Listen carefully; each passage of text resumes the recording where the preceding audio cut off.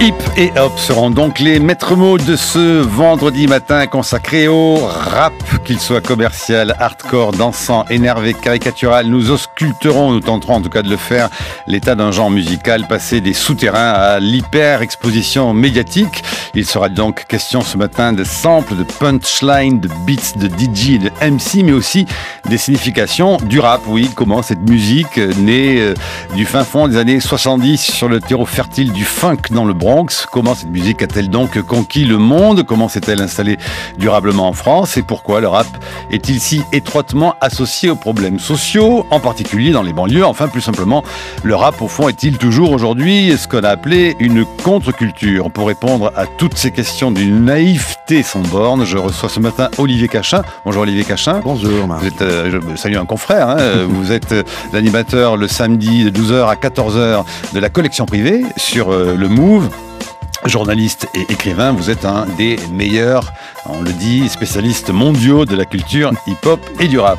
Et puis nous sommes avec Karim Amou, bonjour. Bonjour. Alors sociologue, membre associé au Centre Norbert Elias à Marseille et auteur de Une histoire du rap en France qui vient de sortir à la découverte. L'émission a été préparée par Tanguy Bloom qui a bourré le frigo pour qu'on n'arrive presque pas à fermer la porte. Beaucoup de musique ce matin. On entend quoi là?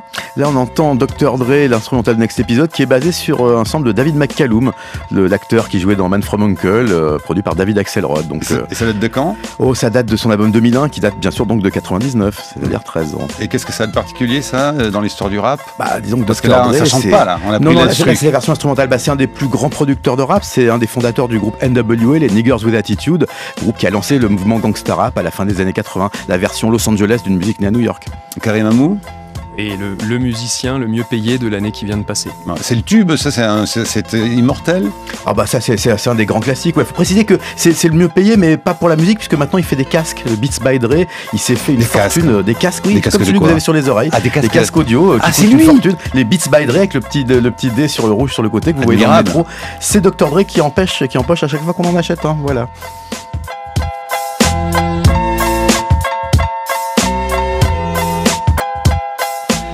Bon, Karim Amou, quand même, est-ce qu'on essaie de faire un peu sérieusement les choses comme on le fait toujours à France Culture, n'est-ce pas? Un peu d'histoire, il faut remonter pour le rap français, par exemple, à quel moment pour dire qu'il y a quelque chose qui émerge et qui ressemble à du rap, et ne serait-ce déjà d'où vient le mot rap?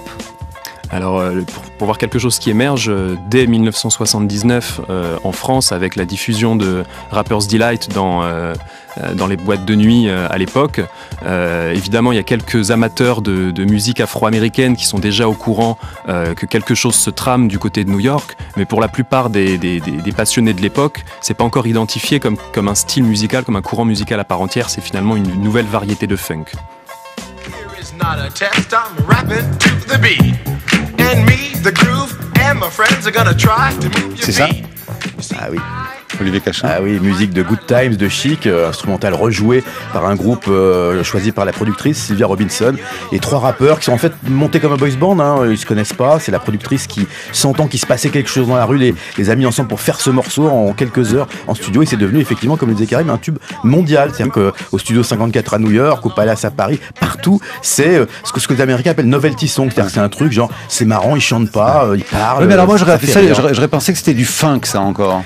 Oui, on est très proche, c'est-à-dire que l'instrumental, encore une fois, c'est du disco, c'est ce morceau Good Times avec la magnifique ligne de basse de Bernard Edwards, et puis oui, c'est assez mélodique, c'est-à-dire que on voit bien le flow, c'est-à-dire ce qu'on appelle le flow, c'est la façon de poser les mots sur la rythmique, c'est très musical, c'est très différent de ce qu'est le rap aujourd'hui, c'est vraiment, effectivement, comme vous le dites, très influencé par le funk, la musique des années 70. Et la particularité, c'est que ce n'est effectivement ni vraiment parlé, ni vraiment chanté. C'est parlé, mais avec beaucoup de mélodies, ça épouse blues, la mélodie de la chanson, et puis c'est vraiment voilà, et puis c'est plein de petites histoires. Il n'y a pas de message. Qu'est-ce que ça raconte là? Parce qu'on n'y comprend rien évidemment. C'est des anecdotes. Il raconte qu'il va dîner chez son pote, que sa mère lui sert un poulet en carton, que c'était très sympa, mais que la prochaine fois il bouffera pas. C'est un mec qui drague une nana en disant moi je suis pas comme Superman, je suis un vrai mec, j'ai pas un collant avec mon slip par dessus, j'ai mon vrai nom sur la poitrine. C'est des petites histoires de quartier, des petites c'est de l'humour. Il y a pas de message, mais il y a des petites histoires. So what you gonna do? Well, it's on and on and on and on and on. The beat don't stop until the break of dawn. I said a M-A-S, a T-E-R, a G with a double E. I said I go by the unforgettable name of the man they call a Master G. Well, my name is known all over the world by all the foxy ladies and the pretty girls. I'm going down in history as the baddest rapper. Donc ce qu'on entend là, par exemple, ça va nourrir et inspirer beaucoup de jeunes musiciens français. Bah, déjà, si vous voulez, ce qu'il faut imaginer, c'est que ce morceau tombe à un moment où le rap commence à exister dans les quartiers new-yorkais. Depuis le milieu des années 70, il y a des DJ comme Lurk. C'est le Bronx, c'est Brooklyn. Après, il y a un grand débat où est-ce que ça a vraiment commencé, notamment entre le Bronx et Brooklyn. Mais il y a des DJ qui font dans ce qu'on appelle les block parties, c'est-à-dire en gros des soirées locales dans des rues avec des discos mobiles qui passent des disques, qui ont commencé déjà à développer ce qui va devenir la culture hip-hop. Mais ce qui est intéressant, c'est que tous ces gens qui ont déjà posé les bases de ce qui va être la culture hip-hop, c'est-à-dire qui font du graffiti, de la danse, du DJing, qui parlent avec des micros, n'ont pas idée que ça peut exister sur disque. Pour eux, c'est un truc de quartier. Et il va falloir que cette productrice, Sylvia Robinson, fasse un disque avec cette musique, le sorte avec un groupe qui rejoue derrière et pas des DJ, et que ça marche pour que plein de gens se disent ça peut exister sur disque, ça peut être commercial. Karim Amou, vous racontez dans votre histoire du rap en France des portraits, vous racontez beaucoup de gens, enfin d'itinéraires de gens qui sont incroyables, qui ont pas un rond, qui sont nés pour certains à Bagneux et qui vont se mettre avec leurs 3 sous d'économie à faire même ne serait-ce que des allers-retours en avion Paris, les États-Unis, racontez-nous ça, pour acheter des disques, manger un McDo vite fait et revenir, mais surtout pour acheter beaucoup de disques, dont ça par exemple. Là, on parle pas de n'importe qui, on parle vraiment du parrain du hip-hop en France, Dynasty, qui s'appelle comment en vrai? Daniel Bigeaud. Voilà, Daniel Bigeaud. Et donc Dynasty qui vraiment est emblématique de ces passionnés de musique afro-américaine, qui va découvrir le hip-hop directement à l'occasion d'un voyage aux États-Unis, et qui, passionné à la fois par le hip-hop et plus largement par le funk, va faire des allers-retours dans une ville américaine, l'aéroport étant près des magasins de disques. Voilà, parce que là, à Boston, c'est mieux que d'aller à il peut faire l'aller-retour dans la journée. On est au début des années 80 et pourtant là, on fait des allers-retours. Alors, il achète des jeans pour les copains qui revendent un peu plus cher. Voilà, et quelques disques. Il revend une petite partie des disques. Il en garde une autre partie et il devient comme ça l'un des DJ de référence de l'époque. Alors, qu'est-ce qu'il va y chercher, cela dit, dans cette musique-là? Il va y chercher des inspirations musicales, ou est-ce qu'il va y chercher aussi ce qu'il se dit au fond sur le texte, et l'idée que le rap américain, comme le rap français après, va très vite être identifié à la question du graffiti, puis à la question de la rue, du quartier? Alors, il va y chercher d'abord une esthétique, d'abord une pulsation. On parlait tout à l'heure de la proximité avec le funk, mais la particularité aussi de l'interprétation rappée, on l'entend bien sur le morceau de Sugar Hill Gang, c'est de souligner une dimension du funk dont on n'a pas encore parlé, et que les DJ new-yorkais ont bien senti par le biais du breakbeat. Donc cette rythmique qui, mise en boucle, fait se déchaîner les danseurs dans les pistes de danse. Mais c'est aussi évidemment tout un héritage de la musique afro-américaine, un héritage de contestation, un héritage de révolte et de résistance. Minorité, de l'expression des minorités. Tout à fait. Too black, too strong. Too black, too strong. Yo, Chuck, these dirty drippers are still front. Alors par exemple ça, Public Enemy, Back, Got You Looking for the Same Thing, It's the New Thing, Check Out This Bring. Alors là, stylistiquement, c'est une explosion. C'est-à-dire que ce qu'on a écouté au début, Sugar Hill Gang, on est dans, comme on disait, dans l'anecdotique, des petits trucs marrants, c'est rigolo. Avec Public Enemy, là, on change d'air. C'est la révolte. C'est la révolte. C'est quelqu'un qui est. Alors c'est toute l'Amérique aussi, parce que c'est un tribun au micro qui est Chuck D, qui a une voix de stentor, qui raconte des discours enflammés, qui a vraiment ce côté tribun qui soutient Louis Farrakhan, qui est un personnage assez sulfureux, mais bon, ça c'est encore autre chose, qui cautionne le Black Power, qui dit que la marche des droits civiques c'était n'importe quoi, que maintenant c'est des séminaires, des manifs, qu'il faut plus tendre l'autre joue mais être agressif. Et en même temps c'est ça qui est merveilleux, c'est que comme on est quand même dans le show business, parce que même s'il y a le discours et la politique, il y a toujours le spectacle. Les Américains savent le faire. Il y a à côté Flavor Flav, qui est son espèce de bouffon, le Joker, vous savez, qui est celui qui a une espèce de grosse pendule autour du cou, parce qu'il dit, moi je sais quelle heure il est, des lunettes noires, des casquettes de travers, et qui fait le fou, et qui donne du spectacle à côté du discours, parce qu'on ne peut pas avoir le discours. Donc on fait si du n'a pas de spectacle avec la culture du ghetto. Ben oui, c'est l'entertainment, c'est-à-dire que même à chaque fois, faut pas oublier une chose, c'est que les États-Unis savent vendre la culture. Il n'y a pas de ministère de la culture aux États-Unis, mais ils savent le vendre de façon mondiale. C'est-à-dire que le rap, ça n'existe que parce que ça vend du disque, pas parce que c'est socialement intelligent, parce que ça défend les ghettos. C'est parce que c'est une culture qui vend. Alors, c'est une culture qui vend et c'est la culture des ghettos aux États-Unis.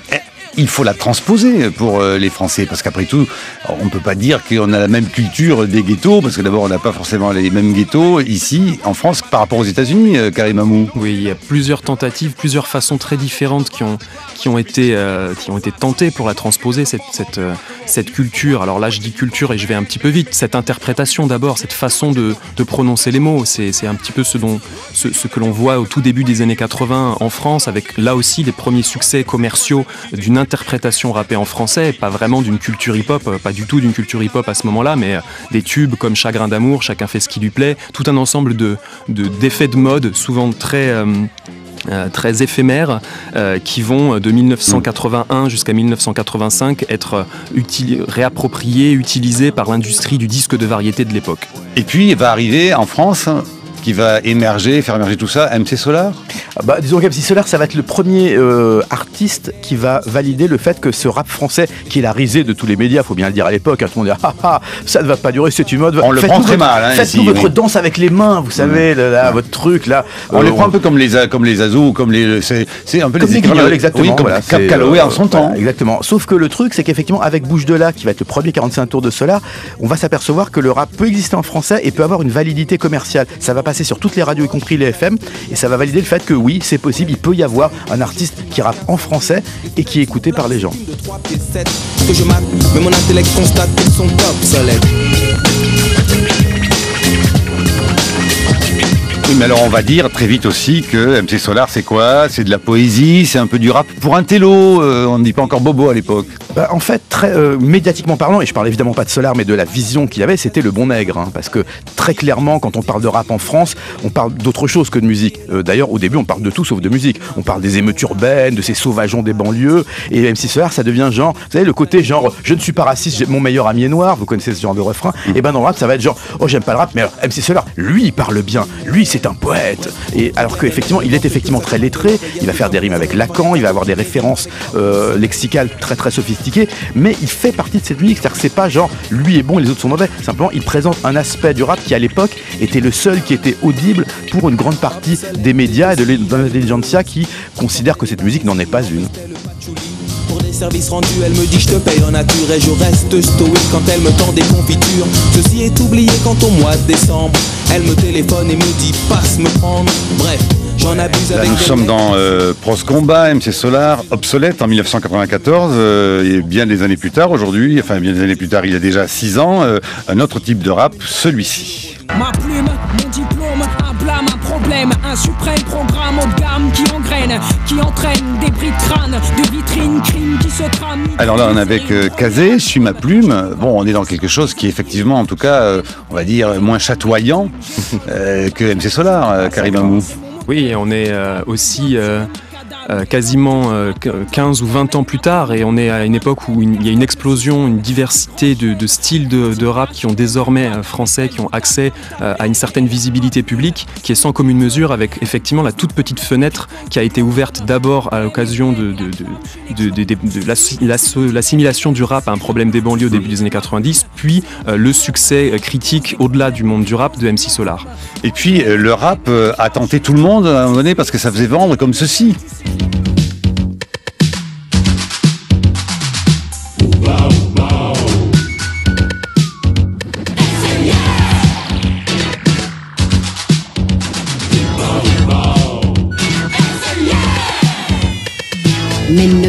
cinglés sur mon blouson griffé. Ils ont peinturluré. Si tu smurfs, t'es branché. Vous ne pensez pas entendre du Annie Cordy sur France Culture, Si Olivier tu smurfs, Cachin. t'es branché. Et je Ça, smurf c'est de la Annie Cordy. Revolution. Annie Cordy, c'est Annie du rap, ça. Cordy, l'exemple emblématique de cette appropriation de l'interprétation rappée plus que du rap, à l'occasion de l'effet de mode qui entourait l'émission HIP HOP en 1984 par l'industrie du disque de variété. T'es une break machine, c'est un dans flash dance. Vas-y, tati, danse. France Culture, les matins, 8h18. You are now about to witness the strength of street knowledge.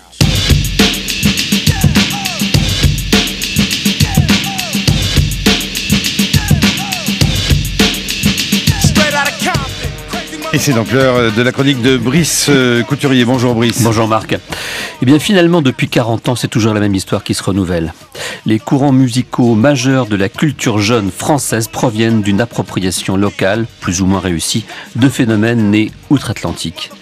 De notre Johnny Hallyday national se prenant pour Elvis Presley à Lionel D déguisé en pseudo-membre de Public Enemy par un chef de produit de chez CBS alors que NTM fera beaucoup mieux l'affaire, tout ce qui est nouveau est transposé de là-bas avec un fameux risque de falsification, de détournement par les petits malins du marketing des industries musicales. Mais ce qui est intéressant, c'est la manière dont on s'approprie les styles de vie qui vont avec ces sons venus d'ailleurs, ce qu'on y projette, bref, comment prend la sauce. Au départ de cette histoire que vous reconstituez avec toute la distance critique du sociologue mais la compétence de l'amateur du genre, Karim Amou, on trouve la conjonction de 3 innovations majeures du début des années 80. D'une part, les besoins musicaux du dance floor, celui des grands paquebots de nuit de la fin des années 70, début 80, le Studio 54 à New York et le Palace parisien qui en est la réplique. On y plébiscite, je m'en souviens très bien, les musiques funky, autrement plus dansantes que la New Wave, le rock de l'époque, qui était particulièrement glacial. Deuxièmement, le phénomène des radios libres. Sydney sur Radio 7, Dynasty sur Radio Nova, des espaces se dégagent pour des courants musicaux alternatifs minoritaires. Certes, les grands réseaux commerciaux qui vont proliférer à partir de 86 préféreront évidemment le format MOR, comme on dit, j'ai découvert chez vous, Middle of the Road, avec le soft rock, bien entendu, qui passe beaucoup plus facilement et la bonne vieille chanson française. Mais enfin, des espaces vont se dégager pour les marges grâce au phénomène des radios libres. Enfin, il y a surtout le vidéoclip. Ces illustrations visuelles qui deviennent inévitables dans les années 80 pour accompagner le lancement d'un disque, prolonger un concept musical par des images associées. Et enfin, et surtout, il y a le développement des DJ. Autrefois, ces simples passeurs de disques, certains d'entre eux vont se muer alors en bricoleurs de sons, comme vous dites très bien.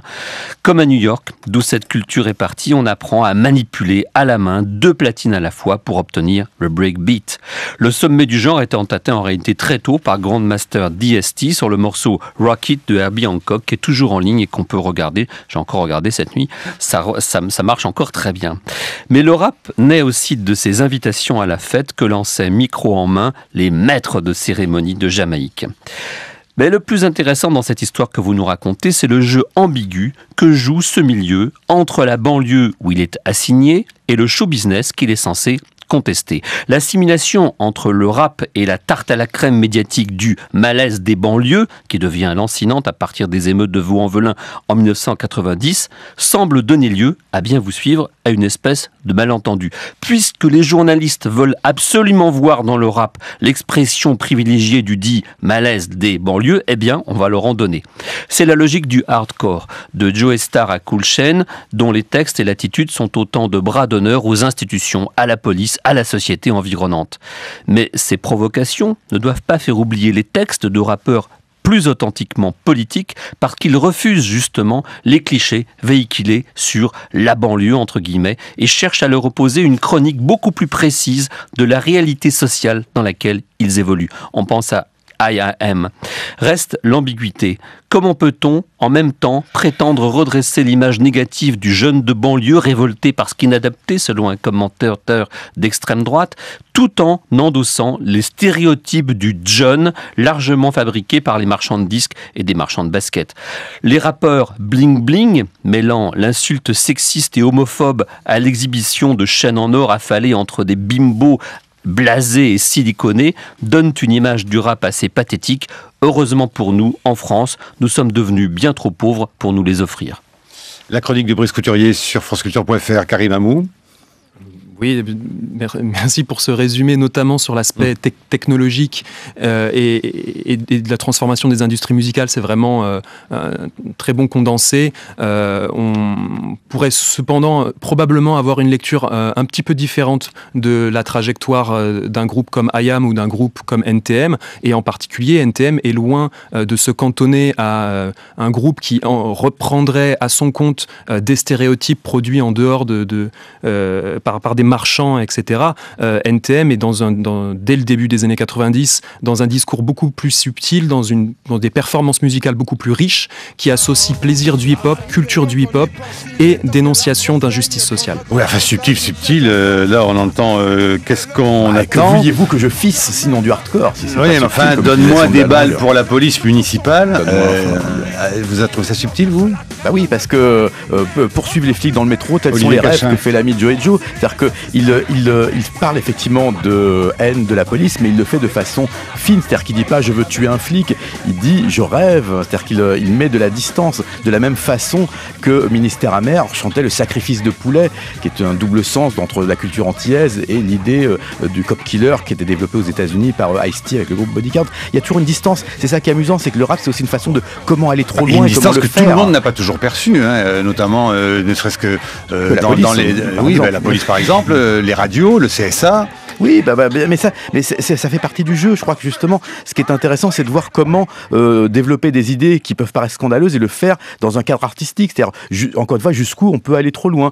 Tout l'art, que ça soit au cinéma, dans le rap ou dans la littérature, c'est ce jeu-là. C'est qu'est-ce qui est obscène, qu'est-ce qui ne l'est pas, qu'est-ce qui est trop, qu'est-ce qui est suffisant. Il y a toujours, on pousse le bouchon de plus en plus loin et on essaie de voir jusqu'où on peut aller. Enfin, ce sont les limites de ce que vous appelez le thème imposé, tout de même, Karim Amou, à la fois. Ce sont les limites et en même temps, d'une part, peut-être revenir sur cette question de la provocation. La provocation est effectivement un enjeu commercial et c'est aussi un enjeu esthétique et c'est aussi un enjeu politique consubstantiellement pour chacun des artistes avec des équilibres qui sont plus ou moins réussis selon les artistes et selon les jugements qu'on porte sur eux.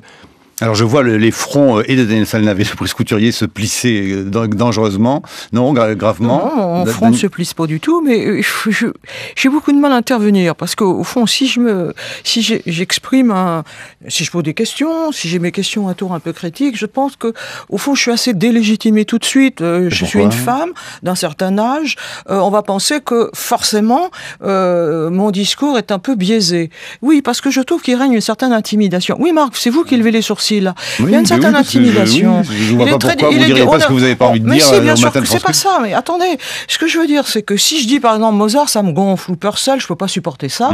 Tout le monde trouve ça très bien, elle s'exprime, c'est bien, elle est courageuse. Sur Mozart, vous aurez tort en tout cas. Oui, j'aurais tort, mais si je disais la même chose, par exemple, ce que je ne dirais d'ailleurs pas, mais si je disais la même chose à propos du rap, on dirait évidemment, il y a une certaine intimidation, on n'ose pas trop parler. Alors donc, moi, c'est pas le problème. La question que je vous posais, elle concerne. Moi, je n'ai pas eu le temps tout à fait. J'ai eu hier soir votre livre, je l'ai lu moi aussi tard. À un moment, je suis arrêté sur un chapitre et j'étais un peu déçu parce qu'elle ne l'avait pas suffisamment développé à mes yeux. Vous dites que c'est l'expression, effectivement, d'une jeunesse essentiellement masculine. Et je voudrais que vous me parliez un peu de l'image des femmes ou des filles, non pas seulement dans les textes, mais aussi dans la culture rap en général. Ça, c'est une vraie question, je crois. Karim Amou ? Alors, effectivement, c'est le privilège et le confort du sociologue, à certains moments, de savoir et de choisir de définir un objet et de s'y cantonner, c'est-à-dire de ne pas prétendre tout aborder dans un livre. Donc, une histoire du rap en France est une histoire parmi d'autres. Ensuite, pour répondre à votre question, il faudrait obligatoirement que je réagisse sur cette idée d'une culture rap qui serait uniforme, et elle ne l'est pas. Et elle ne l'est pas d'abord parce que les femmes sont présentes dans la pratique du rap depuis le début, minoritaires mais présentes, dans la danse aussi. Il y a Diams quand même, hein.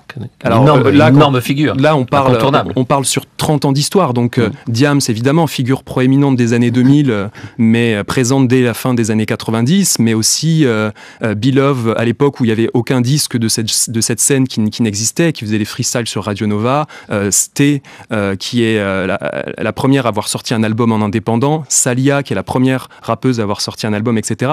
Mais aussi des femmes dans l'entourage, parmi les danseuses, des femmes femmes dans des genres musicaux proches comme le R&B, et toute la scène R&B n'a pu exister musicalement et commercialement que grâce à la progression du rap. Donc on est sur une histoire beaucoup plus complexe, à mon avis, dans laquelle il faudrait aussi s'interroger sur la place des femmes en général dans les musiques populaires, parce que là-dessus, effectivement, le nombre de guitaristes dans des groupes de musique populaire qui sont des femmes est finalement très faible, à peu près de la même proportion que le nombre d'interprètes de rap, de rappeuses dans le monde du rap. C'est quand même une femme venue du rock qui a repris le rap, c'est Blondie, hein. Faut pas oublier le rôle de Blondie comme passeur entre les milieux du rap et du rock, absolument déterminant. Oui, Deborah Harry, effectivement, avec le morceau Rapture, a effectivement fait une dédicace à ce mouvement. D'ailleurs, c'est aussi très symptomatique de comment une culture venue des ghettos et des Noirs américains a été mise en lumière, effectivement, par des Blancs, par des rockers, Mick Jones aussi, des Clash, qui étaient fascinés par cette culture-là. Ce sont des gens qui ont, effectivement, amené le rap de downtown à uptown, qui l'ont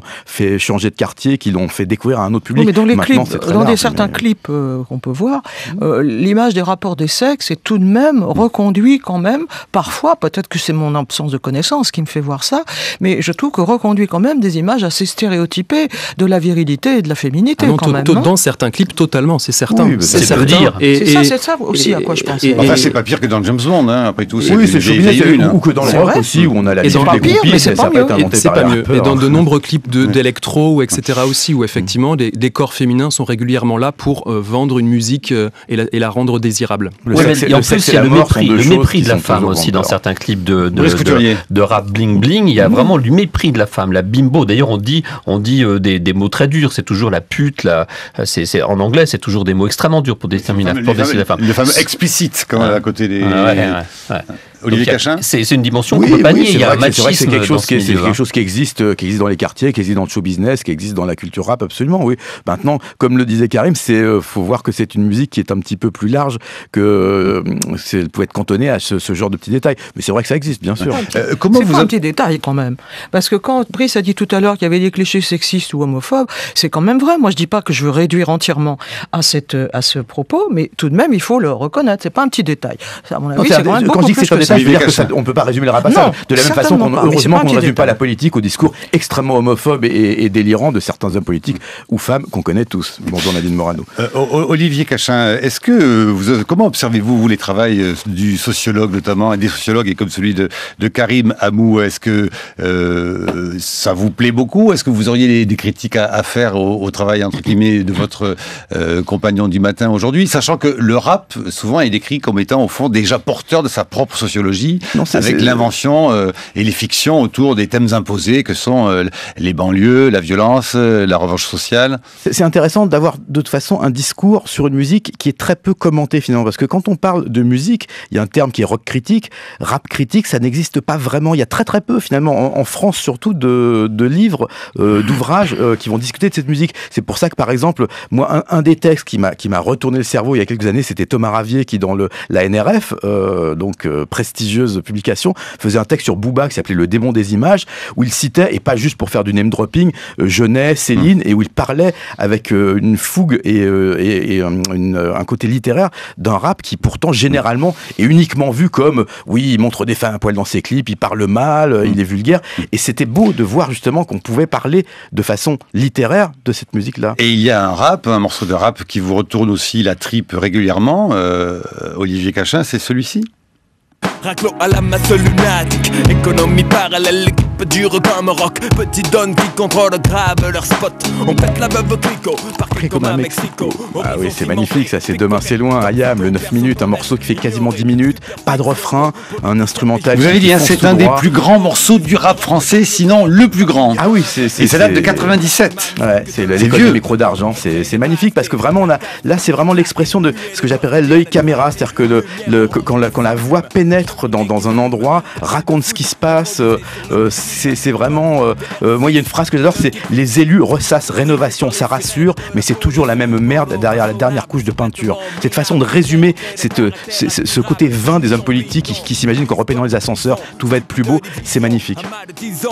Au cliché d'Orient, cuisine au piment, joli nom d'arbre pour des bâtiments dans ma forêt de ciment. Désert du midi, soleil écrasant, vie la nuit. Pendant le mois de Ramadan, pas de distraction, secret et un peu d'action. Je des deux contrées, Paris d'argent, méchante attraction. Rire ininterrompu, arrestation impromptue, maire d'arrondissement corrompu. Marcher sur les seringues usagées, rêver de voyager, autoradio en affaires, l'eau de chaîne arrachée, bougre sans retour. Alors vous dites donc certains se réfèrent, comme vous dites, à la culture générale qui va notamment, qui peut passer par Jean Genet en particulier. Et il y en a d'autres rappeurs qui aussi, au-delà même de la question des quartiers, c'est ce qu'on peut lire dans votre livre Karim Amou, vont plus loin sur la question au fond de l'histoire de la société française, du rapport à la colonisation. Et il y a par exemple la rumeur qui n'est pas très éloignée des thèses et des textes de Frantz Fanon avec les damnés de la terre.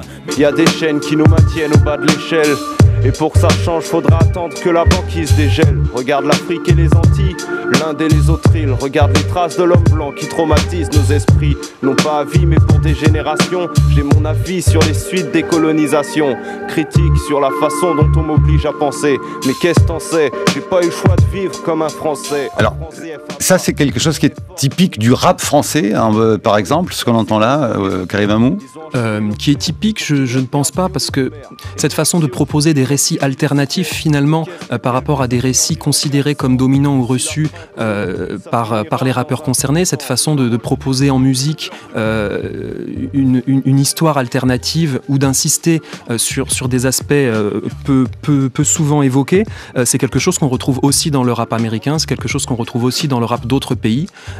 C'est là où le fait de devenir soi-même média et artiste peut prendre aussi une dimension politique dans la latitude et la liberté que ça donne à certaines personnes de partager leur vision du monde.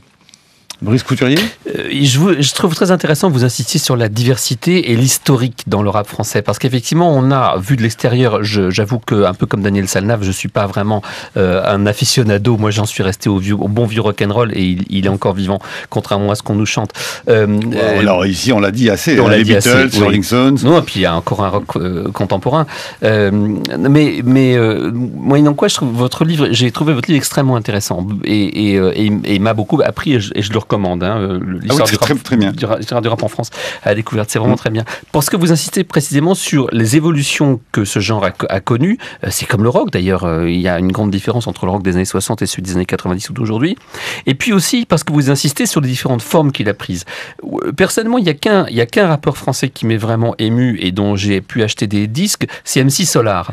Parce que ce que j'ai trouvé chez MC Solar, c'était une revendication d'un aspect poétique, un usage de la langue qui n'était pas celui de l'éructation ou de la revendication sociale à l'état pur, mais l'élaboration d'une poésie qui émane de la banlieue, mais pas seulement de la banlieue, qui émane de pas mal de choses à la fois, et qui me semble aller dans le prolongement finalement de l'histoire de la chanson française, tout simplement, quoi. Et là, comme il me semble que le rap a rencontré quelque chose d'autre, qui est, oui, la chanson française, qui est la poésie française, qui est la littérature, tout simplement. Karim Amou ou Olivier Cachin ? Oui, on va laisser répondre les invités peut-être. Merci. La difficulté, c'est aussi le balancement permanent entre des goûts singuliers. On sait à quel point le plaisir de l'amateur ou de l'auditeur est quelque chose qui peut être subjectif. Et puis la diversité d'une scène dans son ensemble. C'est là aussi où le livre peut décevoir certains lecteurs, au sens où je m'avance peu sur la question strictement esthétique et sur la question des valeurs éventuelles inégales. Enfin, je ne fais pas œuvre de critique musicale avec ce livre, hein. Ça c'est clair.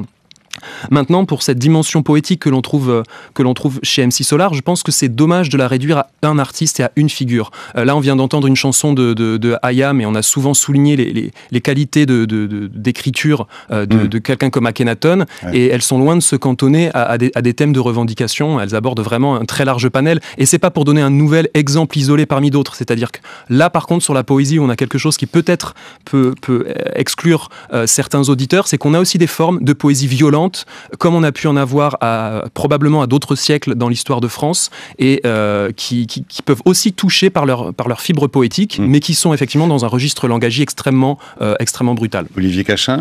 Oui, absolument. C'est vrai que quelqu'un comme Booba, qui est souvent cité comme étant vulgaire, il a des formules magnifiques. Malabar, Chocobéenne, Salle Noire, Ma Génération, cette façon de résumer le racisme de l'enfance en un mot. L'enfant seul de Oxmo Puccino, texte magnifique s'il en est, de son album Opéra Puccino. On pourrait passer la matinée à citer des exemples. Mais par exemple, l'exemple de Booba, c'est une envie un jeu de faire peur, de provoquer avec la drogue, l'argent, l'apologie des armes. C'est une façon de vivre le désir d'être, d'exister à travers effectivement l'argent, le matérialisme, mais aussi une façon d'exprimer qui est très très belle. Hein. C'est vrai qu'il aime l'argent et qu'il aime vivre à Miami plus qu'à Paris. Booba. Mais ce qu'il dit est magnifique.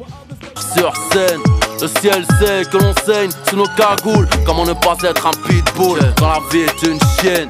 Mon premier spliff, ma première bouteille. La richesse est dans nos cœurs, mon cul, moi je veux de l'oseille. Pour en obtenir, des fois c'est les cartons. Peu importe si la daronne veut faire le tour du monde. Petit, la race humaine est méchante. Je suis venu, j'ai vu, j'ai vaincu, c'est J'entends bien les notes de Mistral gagnant. Absolument, c'est un sample reconstruit du Mistral gagnant de Renaud, oui, qui est une des grosses références musicales. Donc ça c'est Booba, voilà, effectivement ça n'est pas dans la nuance tout de même. Hein. Ah bah si, justement, c'est ça qui est beau, c'est-à-dire crucifié sur les ailes d'une étoile filante. Enfin, il y a des formules qui sont sublimes. C'est un de ses plus beaux morceaux. Daniel Salnave. Oui, il y a un mot auquel je pense et qui était, vous en parlez un moment d'ailleurs, et qui était très employé en 68 et dans les années qui ont suivi, qui était récupérer. Vous allez vous faire récupérer quelque chose de récupérer. Et vous l'abordez bien, ce point, quand vous dites comment, il y a une vingtaine d'années, même davantage, la politique, d'où les caricatures de Plantu montrant Tonton en danseur hip-hop tous les jours sur le monde. Et cette récupération-là, je voudrais savoir si vous pensez que c'est vrai de parler de ce mot, parce que je dirais qu'il y a quand même aussi tout un discours. Il y a même des rappeurs qui dénoncent cette récupération-là, notamment autour d'une station de radio bien connue, pour ne pas la nommer Skyrock, qui a à la fois beaucoup promu le rap et qui aujourd'hui se voit très critiqué par de très nombreux rappeurs, comme La Rumeur, disant « Oui, mais tout est maintenant ultra formaté, marketé. » Bon. C'est l'ambiguïté d'une musique qui vient effectivement du néant et qui arrive à la lumière. C'est-à-dire après, c'est une question qui n'a pas de réponse. Hein. Est-ce que le rap doit être populaire et en devenant populaire s'affadir ou avoir des exemples consensuels? Mais le rap, c'est déjà populaire. Bah, c'est populaire, mais en même temps... des millions de gens qui achètent des disques de rap. Un exemple très simple, la meilleure vente de disques en France de l'année 2012, et je ne parle pas de rap, je parle de toute tendance confondue, c'est Section d'Assaut qui a vendu 600 000 albums. Donc effectivement, le rap est populaire. Après, certains diront, oui, mais Section d'Assaut, c'est du rap commercial et tout. Mais le rap, c'est aussi du commerce. C'est-à-dire que c'est pas une musique qui existe en dehors du show business, en dehors du commerce. C'est une musique qui est dedans. Et en même temps, qui est, par rapport à son importance commerciale, sous-représentée dans les médias. Il suffit de regarder à la télé, il y a beaucoup moins de rap à la télé. Parce que ça fait peur, ça fait peur au bon amateur.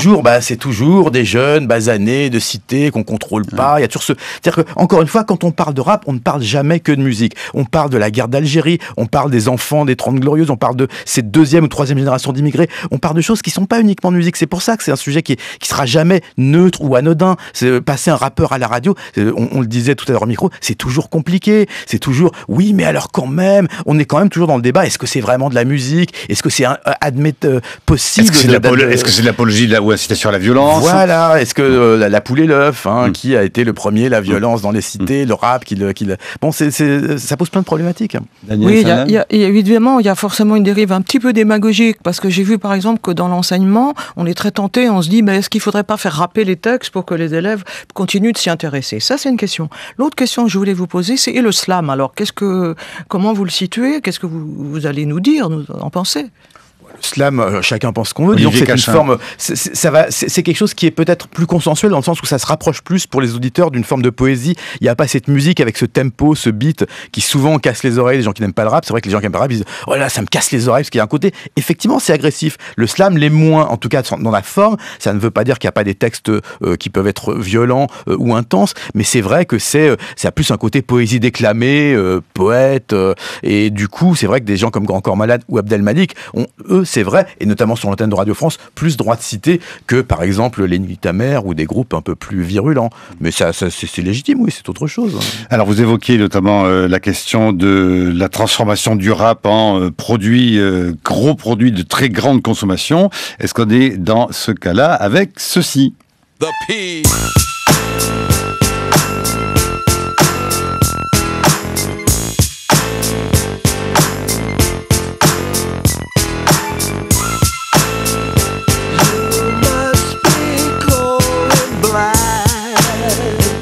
Je vous laisse les annoncer, Olivier Cachin. Je vois que vous reconnaissez tout par cœur à l'oreille. C'est pas très compliqué, ça, a priori. Non, mais là, on est dans ce rap américain très, très basé sur les samples, sur le P-Funk, sur Zap. cette influence du funk dont on parlait tout à l'heure. Là, c'est vraiment le P-funk, c'est-à-dire c'est George Clinton, c'est un funk qui est carrément psychédélique et qui a beaucoup influencé notamment le rap West Coast, parce que cette musicalité-là, on n'avait pas dans le rap new-yorkais. C'est quelque chose qui est relativement nouveau à la fin des années 80. Tout ce côté gangster rap, toute cette fascination pour une musique qui va être rejouée, qui va être plus musicale, c'est une des choses qui a fait que c'est devenu plus commercial, plus large au niveau du public. À tel point qu'on fait revivre par hologramme les stars du rap assassinées. Tupac qui est effectivement mort à 25 ans, il n'a même pas tenu jusqu'au 27, et qui a été très prolifique dans sa carrière, qu'on a vu effectivement à Coachella sur la scène avec Snoop, qui était un de ses camarades de label à une époque. Et oui, là on ouvre la porte sur un futur où il y aura peut-être des concerts des Beatles quand ils seront tous morts, parce que les hologrammes remplaceront les gens vivants. C'est un peu curieux, mais bon, c'est une façon de faire revivre des gens morts trop tôt. Fuck all you hoes. Get a grip, motherfucker. Yeah. This album is dedicated to all the teachers that told me I never amount to nothing.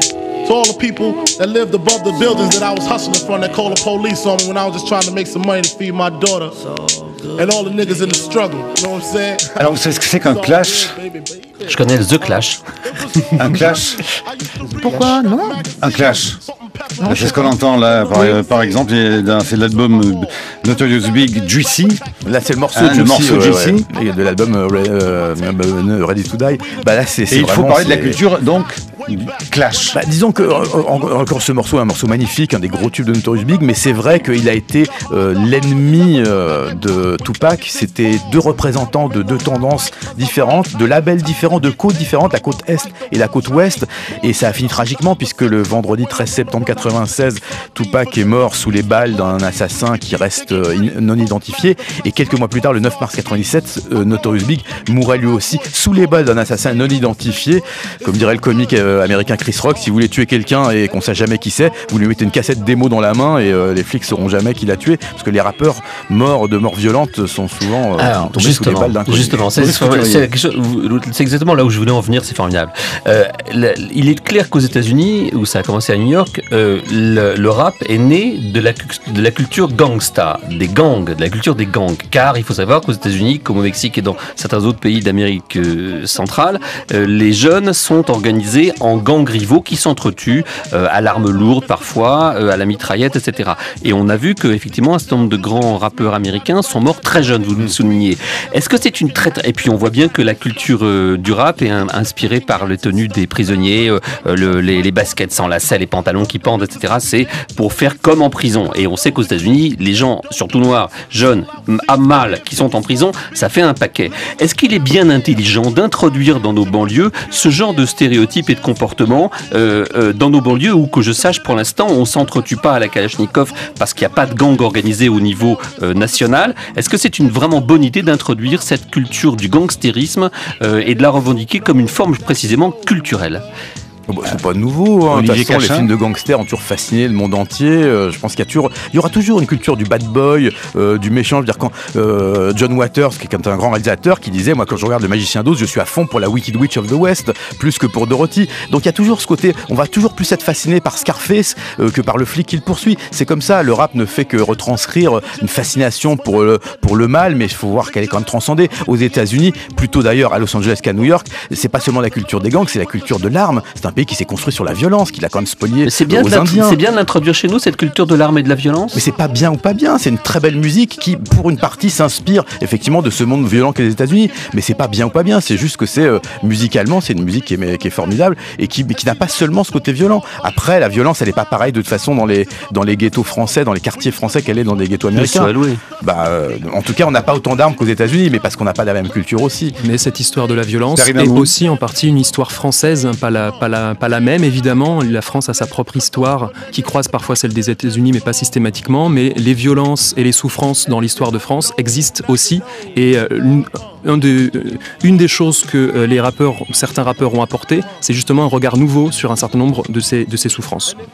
Et puis, il y a aussi tout de même, il ne faut pas l'oublier, l'humour régulièrement dans le rap.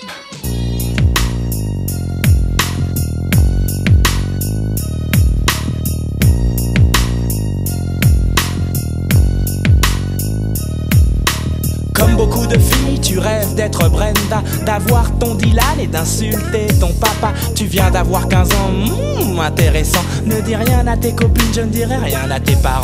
Mais si tu acceptes ces conditions, on jouera à des jeux polissons, tu sais. Alors, encore une de vos vraies tocades, hein, là, Olivier Cachin, Doc Gineco, Viens voir le docteur, album drôle. Première consultation, magnifique album, oui, voilà, très influencé par la West Coast, très musical, enregistré, notamment avec Ken Kesey, un gros producteur américain. Et puis oui, quelqu'un qui ose, qui en 96 est énorme, dire classez-moi dans la variette, et puis qui fait des morceaux magnifiques. Moi j'aimerais savoir, parce que c'est vrai qu'on s'attache aux paroles qui souvent donc, peuvent être effectivement brutales, choquantes, parce que la violence et les armes, mais je trouve qu'on parle quand même pas assez de musique. Alors, on assiste très souvent, et c'est ce qui d'ailleurs est fascinant dans le rap, dans des morceaux comme ça, à quelque chose qui est, je dirais pas jusqu'à Pierre Boulez, mais enfin il y a quelque chose qui est assez raffiné dans les arrangements en tout cas. On voit que ça n'a rien à envier à la grande tradition des arrangements musicaux tels qu'on les trouvait par exemple sur les grands standards de Count Basie, tels qu'on les a trouvés après dans les préoccupations par exemple des Beatles. Il y a vraiment une science quand même de l'arrangement du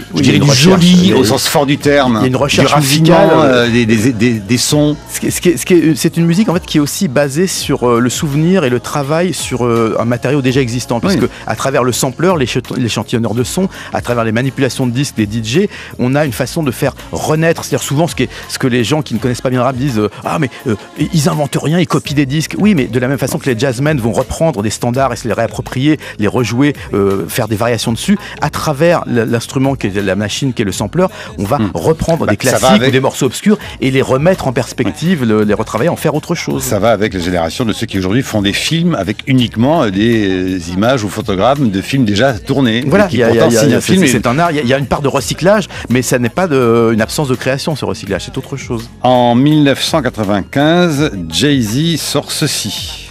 While niggas are shooting stupid, I'm carefully plotting ways to make you rotten. Well playing hits until you're long forgotten. Y'all niggas that utilize my style don't hurt me. Cause on the low, half of these rapping ass niggas wanna work for me. Now picture me standing on somebody block trying to rock. I drop bombs and niggas see me with that dough by 8 o'clock. My feet never touch. Et avec Kanye West l'an dernier, 16 ans plus tard, il fait cela.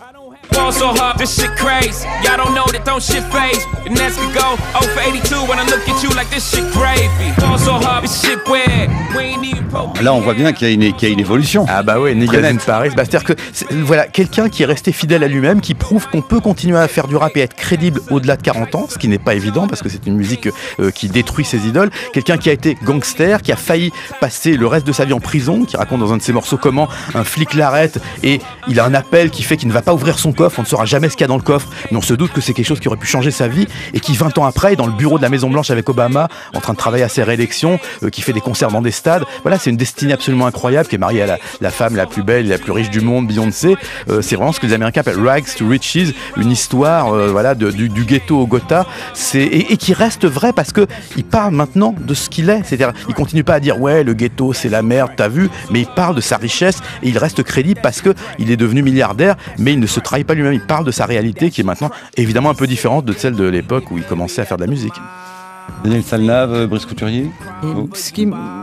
Parce que j'ai envie de faire l'avocat du diable en permanence, parce que je vois bien que Marc le souhaite, et il me fait des gros yeux de temps en temps. Bon, ça va, Marc, c'est bien. C'est pas grave. Non, je suis toujours équidistant. Ce qui est clair, c'est que en dehors d'imposer, comme l'a souligné Brice, certains modèles qui relèvent de la violence, il y a aussi quand même quelque chose qui peut être un modèle inquiétant, c'est que vous dites, voilà, il est marié à la plus belle femme du monde qui est Beyoncé. C'est vrai. Et en même temps, ce sont des modèles où l'argent, le sexe, la beauté du corps, l'extrême, la jeunesse, etc., sont très prégnants. Et je ne sais pas si... Et le silicone aussi. Pardon ? Et le silicone aussi est très présent. Oui, le silicone en fait partie. Disons, appelons ça silicone culture. Oui, mais non pas silicone valley. D'accord, je suis d'accord avec cette formule. Oui, je vais juste dire que je pense que c'est un modèle qui m'inquiète un peu. On vous dit des choses, Brice. Ouais, dites, je suis pas sur Twitter. Oh non, mais on dit ouais, c'est pas bien ce qu'il dit. Voilà, il dit n'importe quoi. En Jamaïque, il y a pas de MC, il y a des DJ qui parlent sur des rythmes. Enfin bon, c'est anecdotique. Master of Ceremony, ça vient de Jamaïque, j'en suis certain. Ouais, mais je connais mieux le reggae que le rap. Karim Amou. peut-être juste rebondir sur un aspect qui me frappe dans la discussion qu'on a depuis tout à l'heure. Par exemple, tout à l'heure, on comparait la possibilité de critiquer ou de dire que l'on n'aime pas Mozart à la possibilité de dire que l'on n'aime pas le rap. Et là, c'est typique, on parle d'un artiste d'un côté, un grand artiste qui a une œuvre imposante, évidemment, c'est pas juste quelques œuvres, mais on parle d'un courant musical dans son ensemble. Et énormément de choses qui sont évoquées autour de cette table seraient totalement construites différemment si on s'introduisait immédiatement dans la diversité du genre rap et qu'on partait du principe que ce point est acquis. C'est un peu une des choses que j'ai essayé de faire avec mon livre, en passant mon temps vraiment à chaque étape à ne jamais prendre la scène rap comme uniforme, à toujours montrer des tensions, des conflits. Et sur cette question, par exemple, du matérialisme ou de la sexualité, il y a des positions très variées, de la plus puritaine à la plus libérale, qui s'expriment dans le rap français comme américain.